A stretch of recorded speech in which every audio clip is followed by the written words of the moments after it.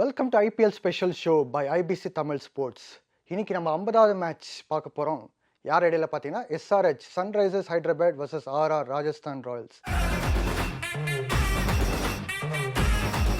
இது எங்கே நடக்க போகுதுன்னா ராஜீவ் காந்தி இன்டர்நேஷனல் ஸ்டேடியம் ஹைதராபாத்தில் நடக்க போகுது இந்த மேட்ச். பிச் மறுபடியும் கண்டிப்பாக பேட்டிங்க்கு சாதகமாக இருக்க போகுது. ஸோ இப்போ எந்த டீம் ஸ்ட்ராங்காக இருக்காங்களோ சேசிங்கில் அவங்க கண்டிப்பாக எந்த வருத்தமும் இல்லாமல் அவங்க ஃபஸ்ட்டு போலிங் எடுத்து ஒரு டீமை ஆட வச்சு அவங்க எவ்வளோ ஸ்கோர் பண்ணுறாங்க அதை பார்த்து கண்டிப்பாக அதை சேஸ் பண்ணலாம்.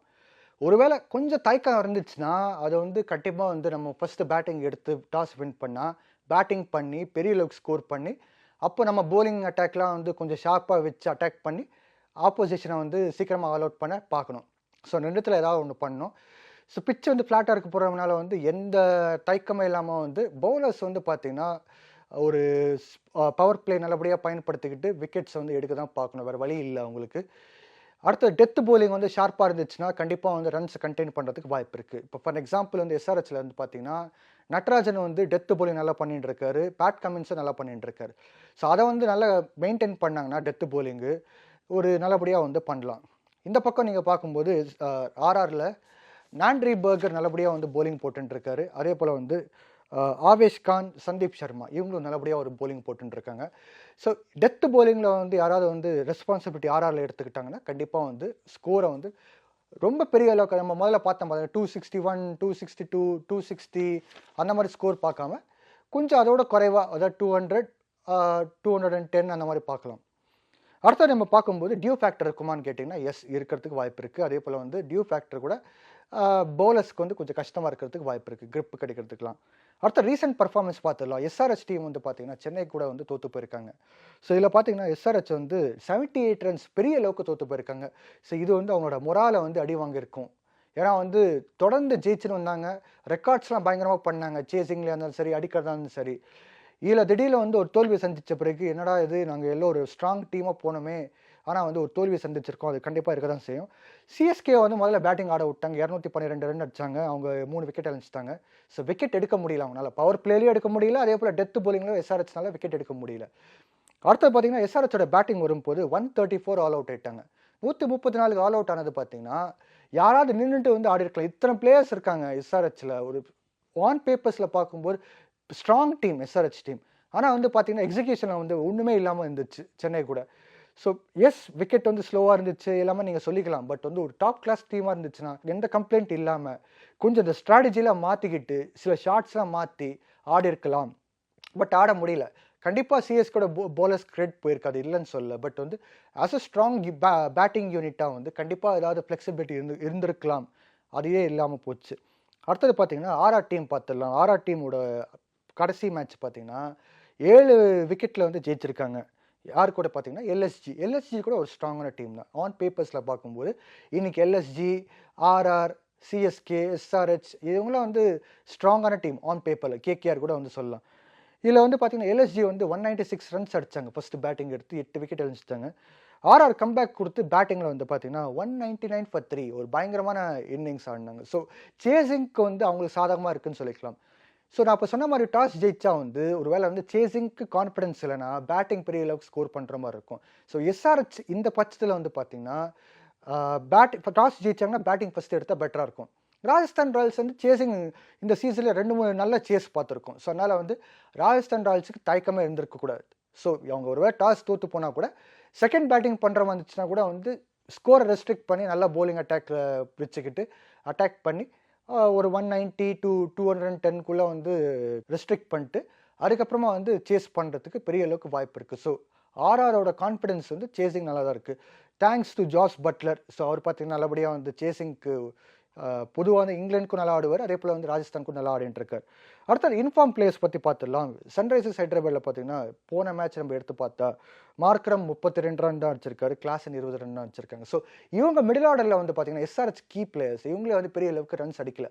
ஸோ எஸ்ஆர்ஹெச்சோட ஒரு பெரிய ட்ராபேக் மிடில் ஆர்டர் கூட சரியாக ஸ்ட்ரைக் ஆகலை சிஎஸ்கே கூட அப்படின்னு சொல்லிக்கலாம். அப்துல் சமாத் 19 ரன் அடிச்சிருக்காரு. இப்போ என்னென்னா அப்துல் சமாத் ஒரு ஃபினிஷராக தான் போய் டெத் போலிங்கில் அந்த டைமில் போய் பேட்டிங்கில் அடிப்பார். ஸோ அவரோட ரோல் அதுதான். இப்போ நீங்கள் மிடில் ஆர்டரே கொலாப்ஸ் ஆச்சு. ஸோ இப்போ அப்துல் சமாத் 19 ரன் அடிச்சிருக்காருன்னா நம்ம யோசிச்சு பார்க்கணும். அதாவது மிடில் ஆர்டர் ஓப்பனிங் எல்லாமே வந்து ஃபுல் அண்ட் ஃபுல் வந்து டிஸ்மேண்டில் ஆச்சு. அதுக்கப்புறமா இவர் என்ன தான் அடிக்க முடியும், ஒன்றும் அடிக்க முடியாது. ஸோ அந்த மாதிரி தான் இருந்துச்சு. ட்ரேவிஸ் ஹெட் கூட பார்த்தீங்கன்னா 13 ரன் தான் அடித்தார். நம்ம நிறைய எதிர்பார்த்தோம் ட்ரேவிஸ் ஹெட் அடிப்பாருன்ட்டு. ஸோ இப்போ எஸ்ஆர்ஹெச்சோட டீம் பார்க்கும்போது ட்ரேவிஸ் ஹெட் அவுட் ஆயிட்டார்னா அபிஷேக் சர்மா இருக்கார். பட் அபிஷேக் சர்மா ஒரு கொஞ்சம் டிஃபென்சிவாக ஆடும்போது ட்ரேவிஸ் ஹெட் அட்டாக்கிங்கை போவார். அந்த அட்டாக்கிங் பேட்டரி அவுட் ஆன பிறகு பார்த்தீங்கன்னா மறுபடியும் எய்டன் மார்க்கம் கொஞ்சம் ஸ்லோ ஆடுவார். கிளாசன் மாதிரி ஃபாஸ்ட்டாக ஆட மாட்டார். ஸோ இப்போ 2 டிஃபென்சிவ் பேட்டிங்காக இருக்கனால இங்கே ஒரு ப்ரெஷர் ஏற்படுத்து, ஒரு ப்ரெஷர் பில்ட் ஆகி யாராவது ஒரு சீப்பான ஷாட்டுக்கு அவுட் ஆகி போகிறதுக்கு வாய்ப்பு இருக்குது. ஸோ அதனால் எஸ்ஆர்ஹெச்க்கு வந்து டாப் ஆர்டர் வந்து நல்லா கிளிக் ஆகணும், ஒரு நல்ல பிளான் படி வரணும். அதே போல் பார்த்தீங்கன்னா இங்கே புவனேஸ்வர் குமார், நட்ராஜன், ஜெயதேவ் உனட்கர் தலா ஒரு விக்கெட் எடுத்தாங்க. ஸோ டெத்து போலிங்கில் வந்து பார்த்தீங்கன்னா நட்ராஜன் மேலே தான் ஃபுல் அண்ட் ஃபுல் டிபெண்ட் இருக்காங்க. ஜெயதேவ் உனட்கர் நல்லா தான் போட்டிருந்தார் ரீசெண்டாக. பட் வந்து பார்த்தீங்கன்னா இன்னைக்கு ஆடப்போகிற மேட்ச் வந்து 2 பேரோட காம்பினேஷன் எப்படி இருக்கும்போது கண்டிப்பாக பார்த்துட வேண்டியது தான். அவங்களோட ஹோம் கண்டிஷன் அதை நல்லபடியாக பயன்படுத்திப்பாங்களா பார்த்துட வேண்டியது தான். ராஜஸ்தான் ராயல்ஸ் இந்த பக்கம் நம்ம பார்க்கும்போது சஞ்சு சாம்சன் மறுபடியும் ஒரு நல்ல கம்பேக் கொடுத்தாரு. 71 ரன்ஸ் அடித்தார். இடையில வந்து பார்த்தீங்கன்னா சஞ்சு சாம்சன் 2 மேட்ச் பெரிய அளவுக்கு நம்ம பர்ஃபார்மன்ஸ் பண்ணுவார் எதிர்பார்த்தோம். பட் இல்லையே நினச்சோம். ஆனால் சஞ்சு சாம்சன் வந்து ஸ்டைலிஷாக ஆடி வந்து 71 ரன்ஸ் அடித்து ஒரு பெரிய அளவுக்கு கம்பேக் கொடுத்தாரு. ஆர்ஆருக்கு வந்து இது ஒரு பெரிய விஷயம் சொல்லிக்கலாம். அடுத்தது பார்க்கும்போது துருவ் ஜூரல், இவரை பற்றி நம்ம வந்து என்னடா இவர் ஆடவே மாட்டேன்றார், இவர் பதிலாக வந்து வேறு ஏதாவது பிளேயர் போட்டால் பெட்டராக இருக்கும் கூட நினச்சோம். சுபம் தூபே போட்டால் பெட்டராக இருக்கும்ட்டு. பட் வந்து 52 ரன் அடிச்சுட்டார் போன மேட்ச். Jos Buttler 34 runs. மறுபடியும் அவர் கொஞ்சம் அதாவது அவருக்கு இருக்கிற திறமைக்கு வந்து பெரிய அளவுக்கு ஸ்கோர் பண்ணணும்னு நம்ம எதிர்பார்க்குறோம். பட் அவர் மறுபடியும் ஆடுவார்னு நினைக்கிறேன். அதே போல் இந்த பக்கம் பார்க்கும்போது ஜெய்ஸ்வால் 24 ரன்ஸ் அடிச்சிருந்தார். ஸோ போலிங் அட்டாக் பார்க்கும்போது சூப்பராக இருக்குங்க. போலிங் அட்டாக் சந்தீப் சர்மா வந்து பார்த்தீங்கன்னா 2 for 31 ஒரு போலிங் ஃபிகர் வச்சிருக்காரு. அதுக்கு முந்தின மேட்ச்சில் 5 விக்கெட் எடுத்தார். ஸோ நல்ல ஃபார்மில் இருக்காரு, நல்ல கான்ட்ரிபியூஷன் பண்ணிட்டு இருக்காரு ராஜஸ்தான் ராயல்ஸ்க்கு. அப்புறம் அஸ்வின் ஒரு கம்பேக் கொடுத்து 1 for 39 அந்த மாதிரி ஒரு நல்ல போலிங் ஃபிகரோட வந்திருக்காரு. அஸ்வின் நிறைய ரன்ஸ் லீக் அவுட் பண்ணிட்டாரே, ஒரு வருத்தம் வந்துச்சு. இப்போ பார்த்தீங்கன்னா ஒரு நல்ல கம்பேக் கொடுத்தாரு, விக்கெட் ஒன்று எடுத்தார், முக்கியமான விக்கெட்டு. ஸோ அதுக்கப்புறமா வந்து எப்படி தொடர்ந்து அவரோட ஃபார்ம் கண்டினியூ பண்ணுவார் பார்த்துட வேண்டியது தான். அப்புறம் வந்து ட்ரெண்ட் போல்ட், ஆவேஷ் கான் தலா ஒரு விக்கெட் எடுத்தாங்க சொல்லிக்கலாம். இப்போ அடுத்தது ஹெட் டு ஹெட் பார்த்துலாம். 18 மேட்ச் ஆடி இருக்காங்க இந்த 2 டீம் இடையில. SRH Rajasthan Royals. இதில் வந்து 9 மேட்ச் எஸ்ஆர்ஹெச் ஜெயிச்சிருக்காங்க, 9 மேட்ச் வந்து ராஜஸ்தான் ராயல்ஸ் ஜெயிச்சிருக்காங்க. ஸோ எஸ்ஆர்ஹெச்சோட ஹையஸ்ட் ஸ்கோர் ஆர்ஆர் கூட பார்க்கும்போது 217 ரன் அடிச்சிருக்காங்க. ஆர்ஆரோட ஹையஸ்ட் ஸ்கோர் எஸ்ஆர்ஹெச் கூட பார்க்கும்போது 220 ரன் அடிச்சிருக்காங்க. இந்த பக்கம் லோவர் ஸ்கோர் பார்க்கும்போது எஸ்ஆர்ஹெச்சோட லோவர் ஸ்கோர் ஆர்ஆர் கூட பார்க்கும்போது 127 அடிச்சிருக்காங்க. ஆர்ஆரோட லோவர் ஸ்கோர் பார்க்கும்போது எஸ்ஆர்ஹெச் கூட வந்து 102 ரன் அடிச்சிருக்காங்க. அதே போல் head to head Rajiv Gandhi international stadium ஹைதராபாத்தில் பார்க்கும்போது மொத்தமாக 4 மேட்ச் ஆடி இருந்தாங்க. எஸ்ஆர்ஹெச் 3 மேட்ச் ஜெயிச்சாங்க, ஒரு மேட்ச் வந்து ராஜஸ்தான் ராயல்ஸ் ஜெயிச்சிருக்காங்க. இதில் வந்து பார்க்கும்போது எஸ்ஆர்ஹெச்சோட டாமினேஷன் ஹோம் கிரவுண்டில் நல்லா இருக்குன்னு சொல்லிக்கலாம். அடுத்தது வந்து டீம்ஸ் எப்படி இருக்குன்னு பார்த்தோம்னா எஸ்ஆர்ஹெச் டீம் வந்து கண்டிப்பாக வந்து அபிஷேக் சர்மா, ட்ரேவிஸ் ஹெட் இந்த காம்பினேஷன் சூப்பராக இருக்குது. இதில் எதுவுமே மாற்றம் கொண்டு வராமல் அப்படியே கண்டினியூ பண்ணணும். அதுக்கு அடுத்தது பார்த்தீங்கன்னா எய்டன் மார்க்கரம், கிளாசன் இவங்க வந்து கிளிக் ஆகணுங்க. ஏன்னா வந்து எஸ்ஆர்ஹெச்க்கு வந்து பெரிய அளவுக்கு ஸ்கோர் வர மாட்டேங்குது. ட்ரேவிஸ் ஹெட் இந்த ஃபாரின் பிளேயர்ஸ் டாப் 3 இருக்காங்க பார்த்தீங்களா, ட்ரேவிஸ் ஹெட், கிளாசன், மார்க்கரம் இவங்க கிளிக் ஆனால் தான் வந்து 220+ ஸ்கோர் போகிறதுக்கு பெரிய அளவுக்கு வாய்ப்பு இருக்குது. அப்படி தான் வந்து அடிச்சிருக்காங்க. இவங்க வந்து அவுட் ஆகிட்டாங்கன்னா வந்து 160, 170 வந்து அந்த அளவுக்கு தான் போகிறாங்க, திணறாங்க. அடுத்தது பார்க்கும்போது நிதிஷ்குமார் ரெட்டி, இவர் வந்து ஆல்ரவுண்டர் நல்லா வந்து பர்ஃபார்ம் பண்ணிட்டு இருக்காரு. 1-2 விக்கெட் எடுத்துட்டு இருக்காரு. அதே போல் பேட்டிங்கில் பார்த்தீங்கன்னா ஒரு 50 ஆட் அந்த மாதிரி ஒரு ஸ்கோர் அடிச்சுட்டு இருக்காரு.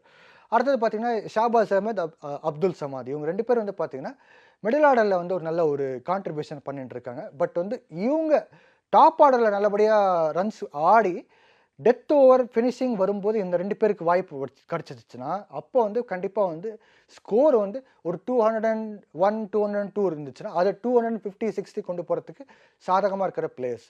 இப்போ வந்து நீங்கள் வந்து 120 for 5, 6 இருந்துக்கிட்டு இவங்க 2 பேர் ஆட வச்சாங்கன்னா ரொம்ப கஷ்டம் சொல்லிக்கலாம். ஏன்னா வந்து இவங்களோட இன்னிங்ஸ் வந்து பார்த்தீங்கன்னா க்ளீன் ஸ்ட்ரைக்கர்ஸ். இப்போ இவங்களை நீங்கள் ஆட வச்சு நீங்கள் வந்து பெரிய அளவுக்கு ஸ்கோர் பில்ட் பண்ணுங்கன்னு சொன்னால் பெரிய ப்ரெஷர் இருக்கிற மாதிரி சொல்லிக்கலாம். பேட் கமெண்ட்ஸ் எனக்கு புரியாத விஷயம் என்னென்னா ஏன் ஒரு ஓப்பனிங் ஓவர் போடலன்ட்டு. ஓப்பனிங் ஸ்பெல் போட்டு ஓப்பனிங் ஒரு ஃபஸ்ட்டு ஒரு அந்த பவர் பிளேயில் அவர் போட்டு யாக்கர்ஸ் போட்டு ஒரு நல்ல ஷார்ப் லைனர்லேருந்து போட்டால் எஸ்ஆர்ஹெச்க்கு வந்து கண்டிப்பாக ஒரு 2 விக்கெட் அவர் மூலியமாக கிடைக்கிறதுக்கு வாய்ப்பு இருக்குது. பட் ஏன் அவர் பண்ண மாட்டேன்றது தெரியல. எஸ் டெத் போலிங்கில் இப்போ ஜெயதேவ் உனட்கட் வந்துட்டாங்க. அப்படியே அதே போல் வந்து நட்ராஜனும் இருக்கார். ஸோ அதனால் வந்து டெத் ஓவர் வந்து அவர் கம்பேக் கொடுத்து 2 ஓவர் போடலாம். லாஸ்ட்டு ஒரு 6-7 ஓவர்ஸில் வந்து 2 ஓவர் போடலாம்.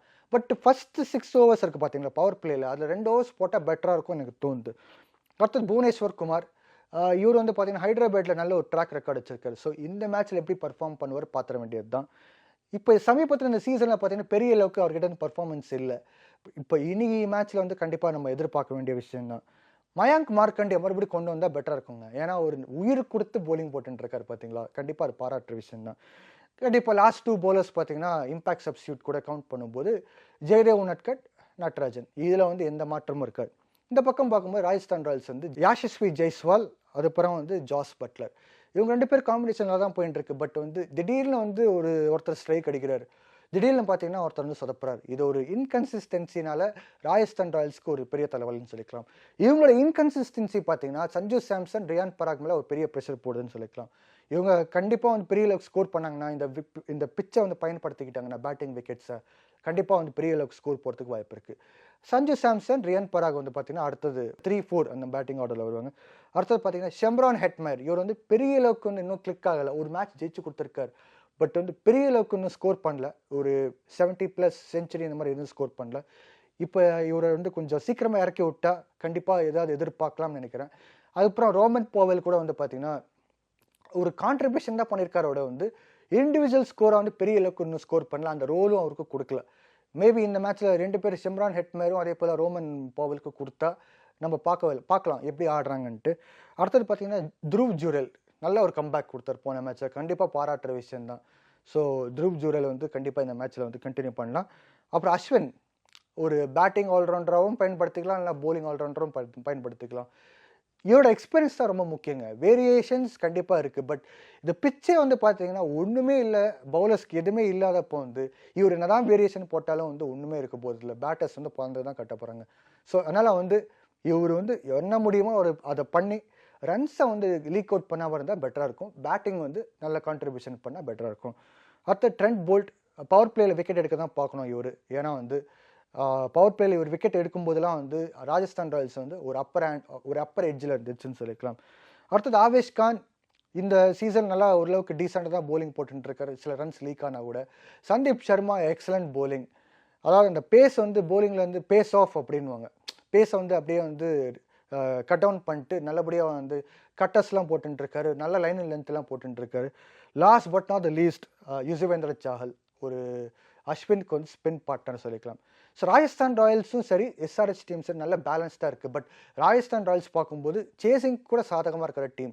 ஸோ அதனால் வந்து 2 டீம் வந்து ரொம்ப பேலன்ஸ்டாக இருக்குது. ஆன் பேப்பர்ஸ் பார்க்கும்போது யார் வேணால் ஜெயிக்கலாம், 50-50% இருக்குது சமீபத்தில் பார்க்கும்போது. பட் டாஸ் யார் ஜெயிப்பாங்களோ வந்து கட்டாயமாக அதை பேட்டிங் நல்லபடியாக ஸ்கோர் அதாவது பேட்டிங் எடுத்து நல்லபடியாக ஸ்கோர் பண்ணாங்கன்னா அவங்களுக்கு வந்து இந்த மேட்சை ஜெயிக்கிறதுக்கு பெரிய வாய்ப்பு இருக்குது. ஸோ அதுதான் வந்து இந்த மேட்சோட கருத்து. இந்த நிகழ்ச்சி நீங்கள் பார்த்து என்ஜாய் பண்ணியிருப்பீங்கன்னு நினைக்கிறேன். அடுத்த நிகழ்ச்சியில் வந்து இன்னும் நிறைய விஷயங்கள் உங்களோட ஷேர் பண்ணி இந்த ஐபிஎல் வந்து ஒரு நல்ல விதமாக அனாலிசிஸ்லாம் வந்து உங்களுக்கெல்லாம் வந்து நான் கொண்டு வரேன். அது வரைக்கும் நன்றி, வணக்கம்.